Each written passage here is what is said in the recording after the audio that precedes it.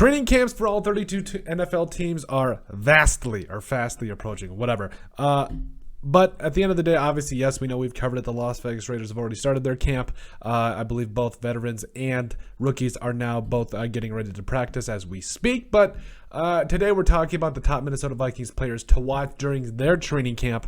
And there's a lot to watch. I don't think I enunciated that very well. But anyway, the Vikings report for camp, the rookies do that is on the 24th, and the veterans are followed by on the 26th. And yes, we'll have kind of a look at a lot of different training camps and of the teams in the NFL and just kind of what's kind of going on. So, and hope to bring you the latest. But there's a lot of players and positions to watch for the Minnesota Vikings during training camp, and I can't be more excited to cover it with you guys today. So, I really am excited for this year. I think this is going to be a very interesting start to camp. But overall, there's some things that I feel like a lot of things need to be said. A lot of things need to be covered. So with that, let's go into, and oh, by the way, when I say players, I also mean positions. So it's like players and positions to watch. So, but we'll cover it right now. Vikings player and really positions to watch. Number one, center Garrett Bradbury. Now, don't get me wrong.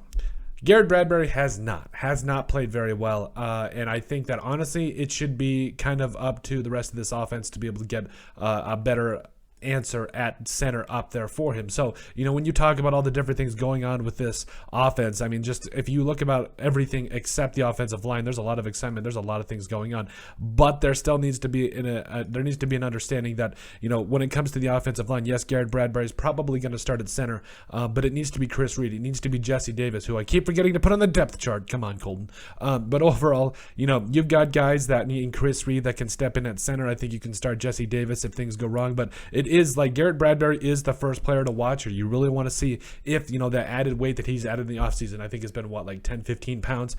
Is it good weight? Is he going to be able to handle more of an anchor? Is he going to have more of an anchor to handle those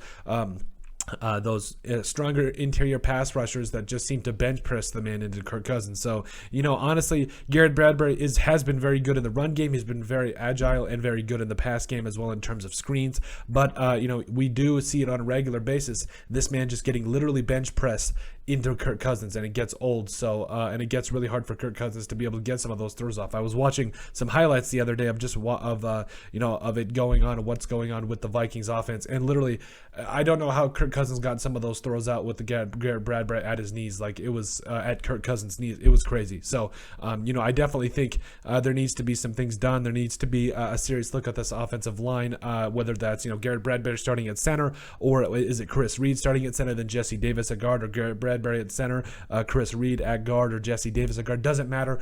I just want the best five guys out there. I feel like you got your tackles in Christian Darrisaw and Brian O'Neill. I loved Ezra Cleveland ever since he came out of Boise. I love him. But I just want Garrett Bradbury to play like there's no tomorrow. I think there's still something to salvage with a guy like Garrett Bradbury's caliber, but we just really need to see what goes on in training camp. Now, Vikings player in position two to number two to watch, wide receiver Olabisi Johnson. Now, the wide receiver 3 position is pretty much spoken for. KJ Osborne was like dynamite last year, really had a strong rapport with Kirk Cousins at certain spots. But don't get me wrong, there's still a lot to like about the rest of this offense and its weaponry in terms of wide receiver use. Yes, Justin Jefferson and Adam Thielen are going to be number 1 and number 1A, respectively. KJ Osborne, he's at that number 3 spot, but also Olabisi Johnson is a guy that really needs to be seriously, like, we need to give a little bit of a wake-up call here, because Olabisi Johnson is an absolute stud. And he has been for the Vikings for a long time, so he really deserves a shot to be able to,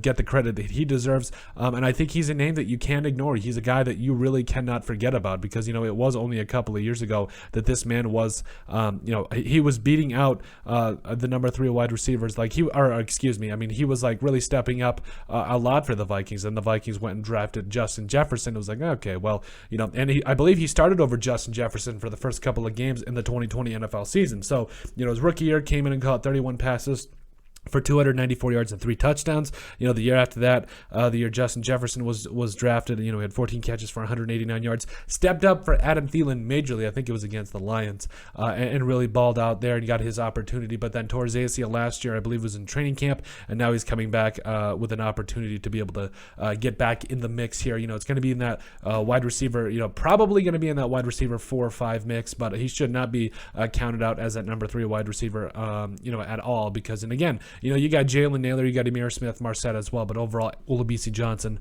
has been a player to watch and will continue to be a player to watch because of how dangerous this man absolutely is.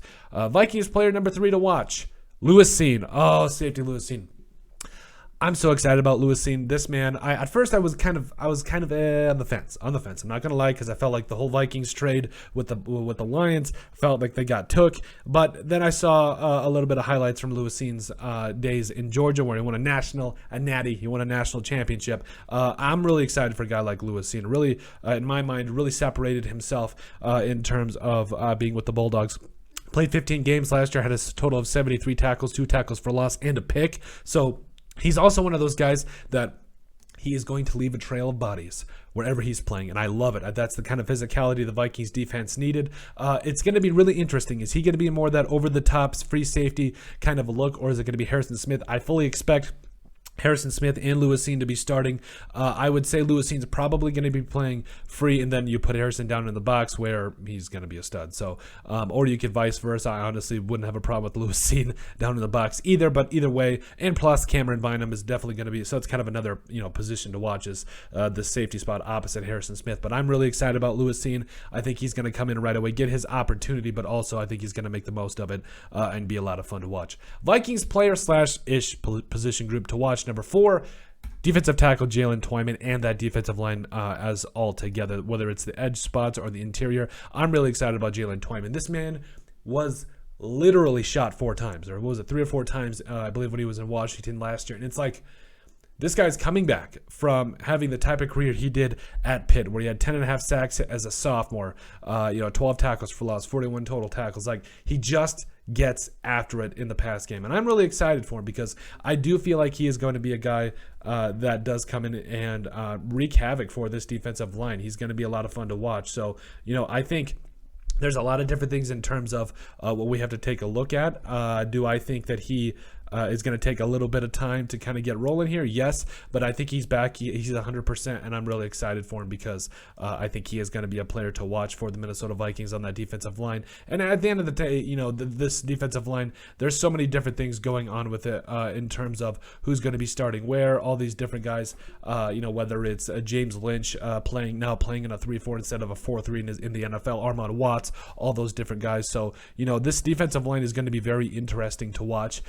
Whoever plays at the defensive tackle spot, whether it's Dalvin Tomlinson, Harrison Phillips is probably going to be that starting nose for the team. So, where are they going to put Jaylen Toman? Where are they going to be able to fit a guy like him with his caliber? I honestly think 5 tech probably would be the best spot in a 3-4, or you can maybe try him at nose. I don't know, whatever. But get this guy in the middle of the defense, just trying to find a way to be disruptive because that's where he's going to make the most damage, in my opinion.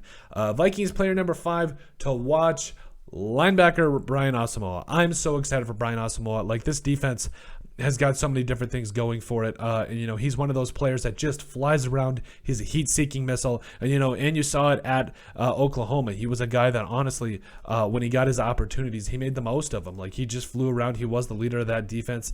And I do think that, obviously the Vikings brought in, Jordan Phillips? I can't remember off the top of my head. I can't even talk right now. But, the Vikings had Eric Kendricks as well before, they really brought in Jordan Phillips. I can't even remember the guy's name, but give me a break for a second. But I'm really excited about Brian Asamoah to get back. Jordan Hicks. There we go. I can't talk today. Jordan Hicks. Before bringing in Jordan Hicks, the Vikings had Eric Kendricks. They had a solid linebacker core. Obviously, they let Anthony Barr walk. Maybe they could bring him back. I don't know. But overall, this defense is pretty stacked.